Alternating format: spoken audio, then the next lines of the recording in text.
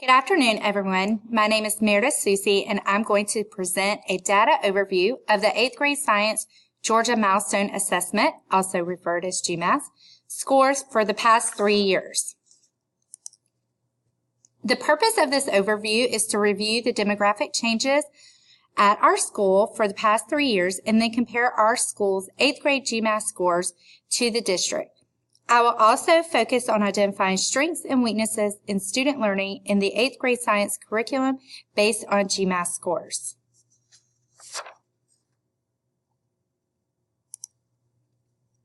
I have provided you with several questions to consider while reviewing the data. Should our demographics impact our teaching? Are there any groups that are not succeeding in 8th grade science? What 8th grade science strands were students' strengths? What 8th grade science strands were students' weakness? Let's start with looking at the changes in our school demographics for the past 3 years. The first set of data we will look at for our school is our CCRPI score compared to the district's and state's score. CCRPI stands for College Career Ready Performance Index. This score measures how well our school, district, and state are preparing students for the next level of education. The score is based on achievement, progress, closing gaps, readiness, and graduation rates for high schools. Schools receive a score from 0 to 100. Looking at the CCRPI score for RHMS, we made some big improvements from 2015 to 2016. However, there's a slight decrease from 2016 to 2017. This is the same pattern for the district. Overall, our school is doing better compared to the district and state. Over the past 5 years, we've seen some tremendous growth. Our student population has increased by almost 200 students. And as you can see, more than half our population is male and has been for the past 3 years. If we look at attendance for our student population, 2 of the past 3 years, almost half of our students missed more than 6 days. In our classroom, what strategies could we implement to encourage attendance? Please feel free to write any ideas on the handout I have given you. Our school does serve a very small number of English language learners.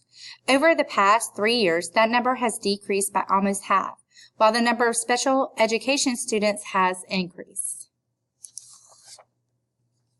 We do have a very small economically disadvantaged population, which has decreased by 73 students over the past 3 years. We do have a diverse population, although for several race ethnicities are only represented by a small number of students. Overall, our population is mostly white with 1,180 students, while our second largest population is Black with 247 students, and our third largest population is Hispanic with 152 students. Comparing the changes in race ethnicity over the past 3 years, there have been very little change. This leads me to believe there will be very little change over the next 3 years as well. Now let's take a look at our faculty. It is a very large but not diverse faculty. Also, more than half of our students are male and only around 1/4 of our faculty population is. While the faculty population isn't very diverse, it is very educated. More than half the staff has a degree higher than a bachelor's over the past 3 years. And the staff also has a lot of experience. Only a few first teachers for the past 3 years. All right, now let's get down to some science. The Georgia Milestone Assessment System is designed to provide information on how well students are mastering content standards.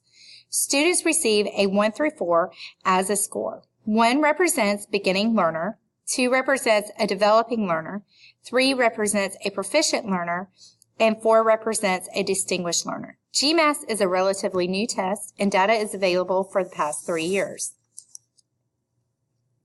Let's start with a look at the overall GMAS scores for 8th grade science at RHMS compared to the district and state for the past 2 years. The number of beginning learners is significantly lower than both the district and state for the developing learner as well. This is awesome. There is also a larger percentage of students performing at the proficient and distinguished learner level at RHMS compared to both the state and the county. Overall, as a school, we're performing very well compared to the county and state. Now let's take a look at trends at RHMS. Let's start by looking at the trends with the beginning learner. In 2015 and 2016, those numbers stayed the same, although there were less number of students who took the test in 2016. But by 2016, we are seeing a decrease, which is great. The same with the developing learner. The proficient learner, there is a decrease in 2016. This could be because there were less students taking the test that year, but the number of students increased by 2017, which is a good trend. This trend is the same for the distinguished learners as well. So after 3 years, student achievement is increasing in proficient and distinguished learner categories. Overall, the science team is moving in the right direction. Here is the GMAS achievement by gender for the past 3 years. Unfortunately, it seems as if we are underserving our female population. All 3 years, more than half the female population is scoring as a beginner or developing learner, and only a small number each year is scoring distinguished. So what can we do to help increase their achievement? If you want to take any notes on your handout, that would be awesome. We will discuss them at the end of the presentation. Another area of weakness is our students with disabilities population. Most of these students are scoring beginning and developing learner. How can we meet their needs in the classroom? What additional things can we be doing to help push these kiddos over into our proficient learner category? Now let's compare achievement by race and ethnicity. In 2015, at least half of all race ethnicities scored proficient or distinguished, with the exception of Black. 71% of our Black students scored developing or beginner learner. In 2016, it was a little different. More than half of each race ethnicity scored either developing or beginning learner. By 2017, all race and ethnicities were back at least 50% of students scoring proficient or distinguished, with the exception of Hispanic and Black. 71% of Black students are still scoring as developing and beginning learners. How can we help them? Looking at our economically challenged group, we see some great things happening here. Overall, most of the students are still falling into the beginning and developing learner categories, but we do see a move in the right direction. By 2017, there is a decrease in the beginning learner and an increase in the distinguished learner. That is the direction we need to be heading. Now let's drill down a little further and look at our data in our different domains: energy transformation, force and motion, and structure of matter. Student achievement is broken down into 3 categories for domains: remediate learning, monitor learning, and accelerated learning. Starting with energy and transformation, overall compared to the district, our data is showing a very similar trend. In 2015 and 2017, more than half of our students are showing to monitor learning or accelerate learning, while the percentage is much lower for the state.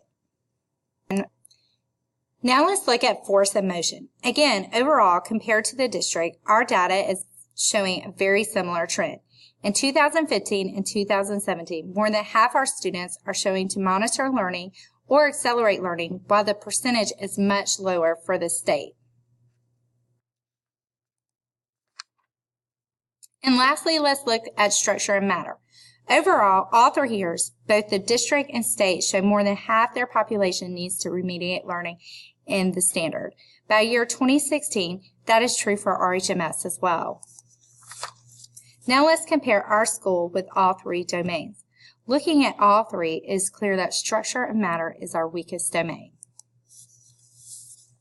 Now let's look at some of our strengths found in this presentation. Our CCRPI is consistently higher than the district and state. number of experienced and highly educated faculty members, the number of students at RHMS achieving the proficient and distinguished level on the GMAS is increasing, while the beginning and developing levels are decreasing. There is a decrease in the number of students who are beginning learners and increase in distinguished learners for the economically challenged group for the 8th grade science GMAS. Percentage of students at RHMS in need of remediate learning for all 3 science domains is smaller than the district and the state, and the percentage of students at RHMS in need of accelerated learning for all 3 science domains is larger than the district and state. Now for our weaknesses. Attendance is an issue. Almost half the school population is missing more than 6 days. There is a difference in the number of males and females performing at the proficient and distinguished levels on the GMAS. We are underserving our female population. There is a high percentage of students with disabilities performing at the beginning and developing levels on the GMAS. And our Black student population is also performing at the beginning and developing levels on the GMAS consistently. There is also a high percentage of economically challenged students performing at the beginning and developing levels on the GMAS. And there is a high number of students who need to remediate learning for the structure of matter domain. So, what are our next steps? Let's start with going over the questions from the beginning of the presentation. Then we can discuss any observations that you saw and wrote down and discuss any inferences for why certain groups may be performing lower. Then we will work on creating an action plan to target those groups and then discuss the best way to monitor and measure the success of that plan.